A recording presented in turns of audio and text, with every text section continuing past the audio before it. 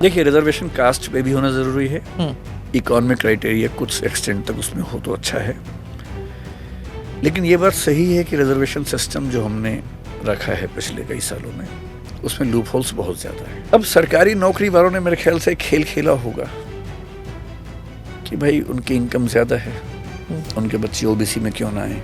तो एक नियम बनाया गया कि जो बी और सी कैटेगरीज में है, सी और डी में, उनके बच्चों को हम ओबीसी में रखेंगे चाहे इनकम ज्यादा हो जाए। अब देखिए पेच क्या है, ओबीसी में जो कैंडिडेट है उसकी अपनी इनकम काउंट नहीं होती है, केवल पेरेंट्स इनकम काउंट होती है। ईडब्ल्यूएस में सबकी इनकम काउंट होती है 39 में। आईएएस पूजा खेड़कर का विवाद इन दोनों चर्चा में बना हुआ है।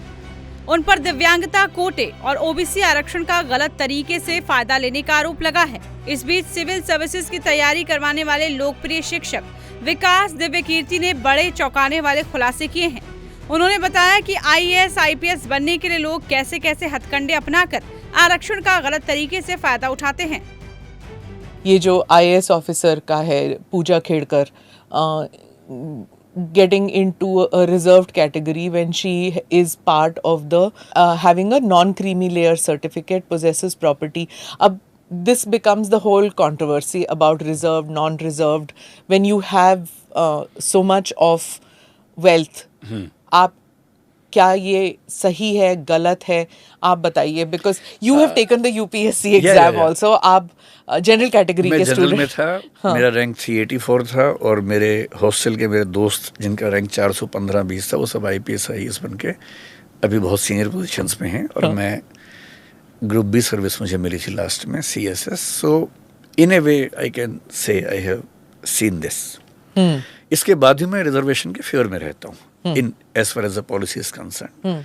इम्प्लीमेंटेशन की दिक्कतें बहुत सारी हैं, जैसे कि ये मैं बहुत ध्यान से पढ़ नहीं पा रहा हूँ, लेकिन मैं समझ पा रहा हूँ आप क्या कहना चाह रही हैं। हाँ।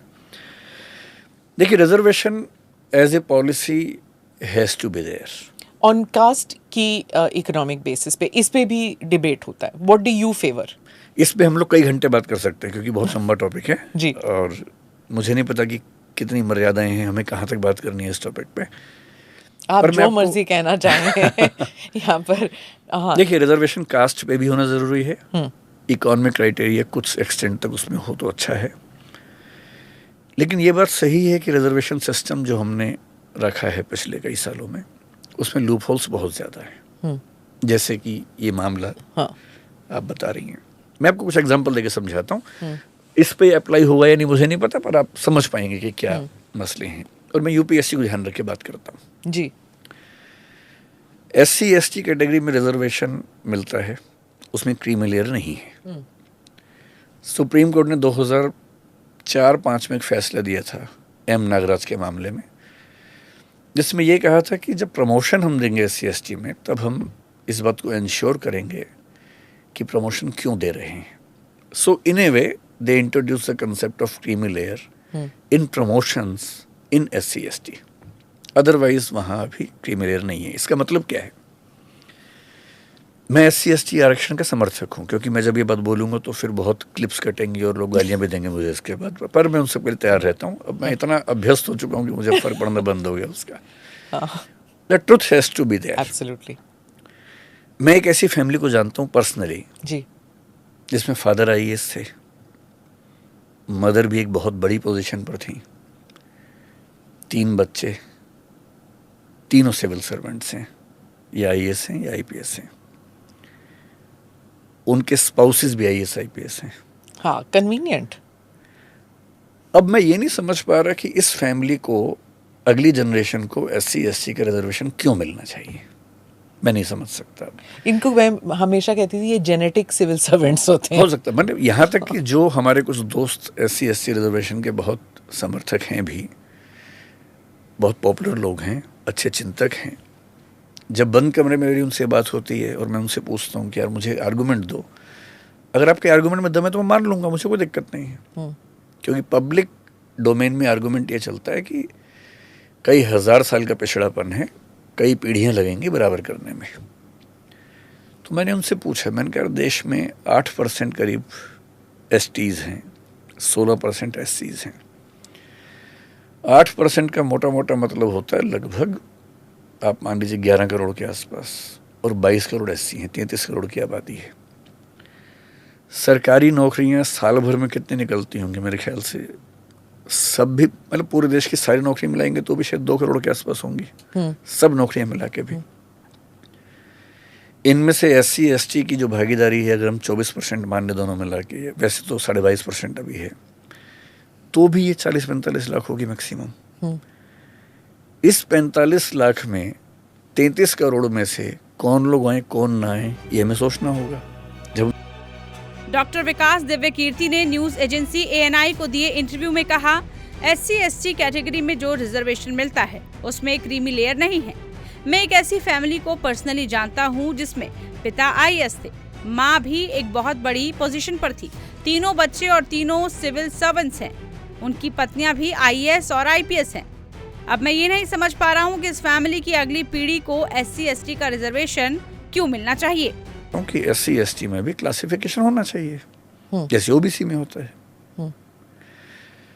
अभी सुप्रीम कोर्ट में शायद कोई फैसला ऐसा है, या आपने शायद सुना होगा कि एक कमीशन है, रोहिणी कमीशन, उसकी रिपोर्ट सबमिट हुई है अभी हाल ही में, अभी आई नहीं है सामने पब्लिक डोमेन में। मेरा ख्याल है कि रोहिणी कमीशन की रिपोर्ट आने के बाद सब क्लासिफिकेशन इन SC ST, जो कि सुप्रीम कोर्ट ने खारिज किया है कई मामलों में, सरकार शायद उसको लाएगी। इस तीसरे टर्म में मेरे ख्याल से सरकार का इरादा ये होगा। आरक्षण कम तो कर नहीं सकते हैं, सोचना भी मेरे ख्याल संभव नहीं होगा, शायद जरूरत भी नहीं है उसकी, पर आरक्षण रैशनलाइज हो, उसमें रीजनेबिलिटी हो, ये जरूरी है और ये होगा। अब ये जो केस आप बता रही हैं ये OBC आरक्षण का है। OBC और EWS के आरक्षण में कितने बारीक पेच हैं, अगर आप सुनेंगे तो आप दंग रह जाएंगे। इस देश में EWS का आरक्षण कोई भी ले सकता है, आप भी ले सकती हैं, मैं भी ले सकता हूँ। OBC में क्या पेच है कि OBC में एक क्रीमी लेयर का कंसेप्ट है, इंदिरा साहनी केस 93 में जजमेंट आया था, उसमें इंट्रोड्यूस हुआ था। अब नियम ये है कि अगर आप OBC से हैं पर क्रीमी लेयर में, तो you will be treated as general. इससे बचना होता है, मैं ऐसे कुछ होता है। हाँ, सही बात है। देखिए इतना डिफरेंस है। If you are in general category you have to be in first 75 ranks to be IAS। If you are in OBC, you can become IAS on 400 rank almost. So there is a huge difference. इसलिए अगर किसी के पास scope होता है तो वो कोशिश करता है कि मैं बन ही जाऊं।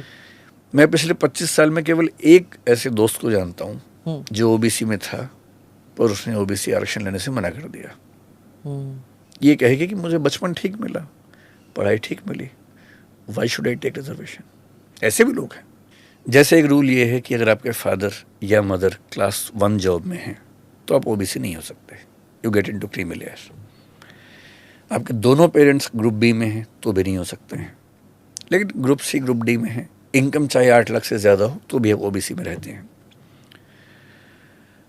अब सरकारी नौकरी वालों ने मेरे ख्याल से खेल खेला होगा कि भाई उनकी इनकम ज़्यादा है, उनके बच्चे OBC में क्यों ना आए, तो एक नियम बनाया गया कि जो B और C कैटेगरीज में हैं, C और D में, उनके बच्चों को हम OBC में रखेंगे चाहे इनकम ज़्यादा हो जाए।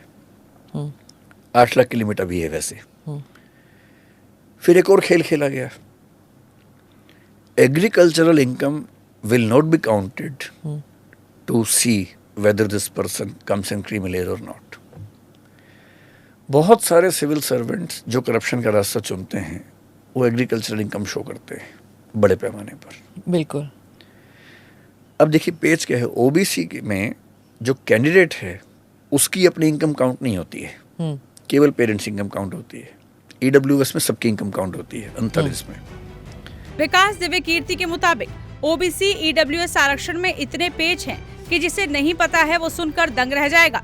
जहां OBC में क्रीमी लेयर का कॉन्सेप्ट है तो वहीं EWS का हाल तो ये है कि कोई भी ले सकता है। दरअसल ये पूरा विवाद महाराष्ट्र कैडर की IAS पूजा खेटकर 2023 बैच की IAS अधिकारी को लेकर उठ रहा है। उन्होंने लोक सेवा आयोग परीक्षा यानी UPSC में ऑल इंडिया रैंक 841वीं रैंक हासिल की थी। पूजा खेटकर पर UPSC में दिव्यांगता और ओबीसी कैटेगरी का गलत फायदा लेने के आरोप लग रहे हैं। पूजा खेडकर के पिता दिलीप खेडकर रिटायर्ड प्रशासनिक अधिकारी है। ऐसे में पूजा खेडकर पर अब जांच चल रही है। मामले में आगे क्या होगा देखना होगा। टाइम्स नाउ भारत डिजिटल की रिपोर्ट।